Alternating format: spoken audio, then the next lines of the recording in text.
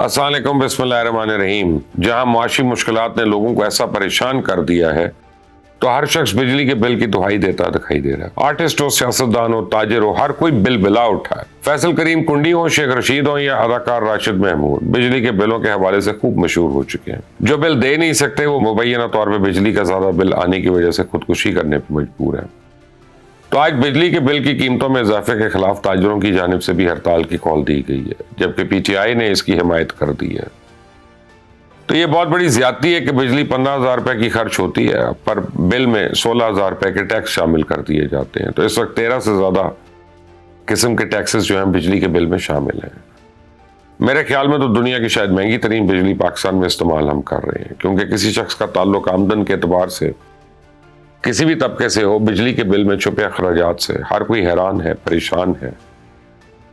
نوبت تو یہاں تک پہنچی ہے کہ بجلی فراہم کرنے والی ڈسٹریبیوشن کمپنیز نے باقاعدہ خط لکھ کر پولیس سے درخواست کی ہے کہ ان کے دفاتر پہ پولیس کی نفری تعینات کی جائے۔ عوام تو ایک بے بسی کا شکار ہے، تو دوسری طرف حکومت بھی بجلی کی بڑھتی ہوئی قیمتوں کو لے کے مشکل صورتحال سے دو چار دکھائی دے رہی ہے۔ تو اس کا فوری حل اس لیے بھی ضروری ہے کہ عوام میں اب مزید مہنگی بجلی کا بوجھ برداشت کرنے کی سکت ختم ہوتی جا رہی ہے، کیونکہ صرف بجلی نہیں، ادویات سے لے کے روزمرہ کے اخراجات پورے کرنا بھی اکثریت عوام کے لیے بہت ہی مشکل ہے۔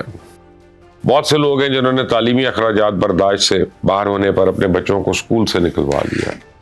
ان کے برعکس ہمارے ملک کی اشرافیہ جو ہے اس کے ٹھاٹ باٹ اور ان کے شانہ طریقے زندگی کو دیکھتے ہوئے خوف آتا ہے کہ اگر پاکستان میں دولت مند اشرافیہ کے ٹھاٹ باٹ اور عوام میں معاشی طور پہ بڑھتی ہوئی خلیج کو دور کرنے کی کوشش نہ کی گئی تو ملک کسی بڑے حادثے کا شکار ہو جائے۔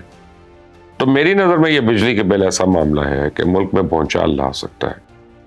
دوسری جانب جہاں شیخ رشید اور فواد چودھری یکدم ایکٹیو ہو گئے ہیں تو مولانا فضل الرحمان بھی چوکے چکے لگانے میں پیچھے نہیں ہے۔ کل انہوں نے ایک لمبی چوڑی پریس کانفرنس کی اور اسٹیبلشمنٹ سمیت حکومت اور پی ٹی آئی سب سے ہی مطالبے کر دیے ہیں۔ ان کا کہنا تھا کہ اس حکومت میں تو دم خم نہیں ہے کہ ہماری شکایات کا ازالہ کرے، نہ انتخابات کروائے جائیں اور اسٹیبلشمنٹ انتخابی عمل سے دور رہے۔ پھر پاکستان تحریک انصاف نے مذاکراتی ٹیم کے لیے 5 نام جمیعت علماء اسلام کو دے دیے، جبکہ سنی اتحاد کونسل کے سربراہ حامد رضا نے بیان دیا کہ جمیعت علماء اسلام کے ساتھ اتحاد نہیں ہو سکتا۔ اسی پر کل مولانا نے بھی کہا کہ یہ 2 قسم کے متخاتم رائے ہے جس پر ہم رائے قائم کرنے میں دقت محسوس کر رہے ہیں، کیونکہ پی ٹی آئی میں ابھی تک یکسوئی کا فقدان ہے۔ اس وقت مجھ سمیت ہر کسی کا یہی خیال ہے کہ پی ٹی آئی کو خود نہیں پتا کس نے کیا کرنا ہے۔ پی ٹی آئی میں ہر کسی کے اپنی لائن اور مفادات ہیں۔ اب دیکھیں پرویز لائی پی ٹی آئی کے صدر ہیں لیکن وہ منظر عام سے غائب ہیں۔ عمر ایوب، بیرسٹر گور، شبلی فراز اور اسد کیسر کی کوئی سننے کو تیار نہیں ہے۔ پھر ایک طرف شیر افضل مروت اور دوسری طرف اب وہ ڈبو پارٹی میں واپس نہ لیے جانے پہ خوب ان سب کو آڑے ہاتھوں لے رہے ہیں، جبکہ پی ٹی آئی کا سوشل میڈیا امریکہ سے چلایا جا رہا ہے یا اسرائیل سے یا پھر بھارت سے سپورٹ مل رہی ہے، تو کسی کو پتہ بھی نہیں چلتا۔ ان کی اپنی ایک لائن اور بیانیہ ہے، اس میں کوئی شک نہیں ہے کہ پی ٹی آئی کی اچھی خاصی فین فالوئنگ ہے، لیکن ایک کنفیوژن ہے کیونکہ فیصلہ سازی نہیں ہو رہی ہے۔ پر پاکستان کی تاریخ کا یہ المیہ ہے کہ عمران خان قوم کو گمراہ کرنے میں کامیاب ہو گئے ہیں۔ دراصل پی ٹی آئی کی قیادت پارٹی میں آمرانہ رویہ رکھتی ہے۔ کسی نے کیا کہنا اور کس سے کیا کہلوانا، یہ سب عمران خان کی ثوابدید پہ منحصر ہے کہ اگر کوئی پارٹی میں ممبر بانی پی ٹی آئی کی ہدایات کے اوپر برعکس کوئی بیان بازی کرے یا کسی مخالف سے ملاقات کرے تو اس کی سخت سرزنش کی جاتی ہے اور بسا اوقات تو اس ممبر کو پارٹی سے نکال بھی دیا جاتا ہے۔ حتیٰ کہ عارف علوی پاکستان کے مستند صدارت پہ فائز رہتے ہوئے بھی عمران خان کے حکم کے تابع تھے۔ وہ تھے تو صدر مملکت، لیکن ایک دن بھی انہوں نے بحیثیت صدر پاکستان کا ہونے کا ثبوت نہیں دیا۔ اب علی امین گنڈاپور بھی اسی لائن پہ چل رہے ہیں۔ تو پھر یاد ہو تو ایک وقت تھا جب شہزاد اکبر لمبی پریس کانفرنسز میں لمبی چھوڑا کرتے تھے۔ وہی شہزاد اکبر آج اپنی پریس کانفرنسز کو غلط اور بے بنیاد کہہ کے تمام مقدمات کو جھوٹا قرار دے رہے ہیں۔ پھر عمران خان نے تحریک عدم اعتماد پہ بھی پارٹی میں عمران کو دھوکے میں رکھا اور ایک لفافہ دکھا کر اس کو سائفر کا رنگ دے کے ممبران کو بیانیہ اپنانے کا حکم صادر کر کے سائفر کو عوامی اجتماعات اور پریس کانفرنسز میں امریکہ کی سازش قرار دے دیا۔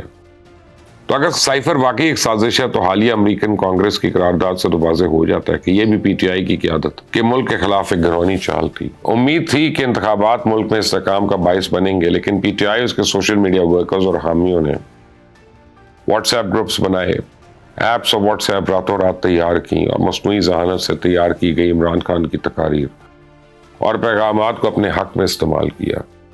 قیدی نمبر کو انتخابی نعرے کا رنگ دے کر عوام سے ہمدردیاں حاصل کی گئیں اور پھر ملک میں انتخابات میں دھاندلی کا ڈرامہ رچا کر فتنہ اور فساد برپا کیا گیا۔ انتخابی دھاندلی کو بیانیہ بنا کے ملک اور بیرون ملک پاکستان کے اداروں اور فوج کے خلاف ایک منظم تحریک چلائی گئی۔ ہر اس کے باوجود میں اتنا جانتا ہوں کہ حکومت اور اپوزیشن دونوں حساب سے ابھی دور دور تک کسی انقلاب کی توقع نہیں ہے۔ حکومتوں میں تبدیلی یا چہروں کی تبدیلی تو پہلے بھی ہوتی رہی ہے، آئندہ بھی ہوگی، لیکن جس انقلاب کی پیشن گوئی کی جا رہی ہے وہ سراب سا محسوس ہوتا ہے۔ میں اتنا جانتا ہوں کوئی بھی مذہبی جماعت ہو یا کوئی سیاسی یا حکومتی انقلاب کا نعرہ لگائے تو فی الحال تو رانگ نمبر ہے، کیونکہ پاکستان کی منزل ابھی کوئی انقلاب نہیں، صرف اور صرف آئین پر مکمل عمل درآمد ہے، کیونکہ جو ہمیں انقلاب کے جھوٹے خواب دکھا رہے ہیں وہ جمہوریت سے دور رکھ آمریت اور پپائیت کے اظہار میں بند کرنا چاہتے ہیں۔ فی الحال ریاست کو سیاسی اور معاشی بحران سے نکالنے کے لیے مفاہمت اور مصالحت کا راستہ اپنانے کی ضرورت ہے، اور پارلیمان یہ راستہ بخوبی نکال سکتی ہے۔ حکومت اور اپوزیشن دونوں اسی فورم پہ مذاکرات کو اگر آگے بڑھائیں تو مستقبل کے سیاسی منظر نامے کے لیے سیاسی جماعتیں ایک نئے چارٹر پہ متفق ہو جائیں، جس میں عدلیہ کی آزادی ہو، میڈیا کی آزادی ہو، انسانی حقوق کے تحفظ کے لیے متفقہ عہد کیا جائے، تو مقتدرہ کو بھی پاکستان کو بحرانوں سے نکالنے کے لیے آئینی کردار تک محدود رہنا چاہیے۔ اصل بات تو یہ ہے کہ ہم متفقہ آئین کے ذریعے ضروری لائے عمل تو بنا چکے ہیں، مسئلہ صرف اس کو تخصیص دے دیں اور اسے مکمل عمل پیرا ہونے کا ہے۔ یہ بھی یاد رکھیے گا کہ ملک کے مسئلوں کا حل انقلاب نہیں، صرف اور صرف دستور ہوتا ہے۔ میرے خیال سے پی ٹی آئی مذاکرات کرنے میں جتنی دیر کرے گی نقصان اسی کا ہوگا۔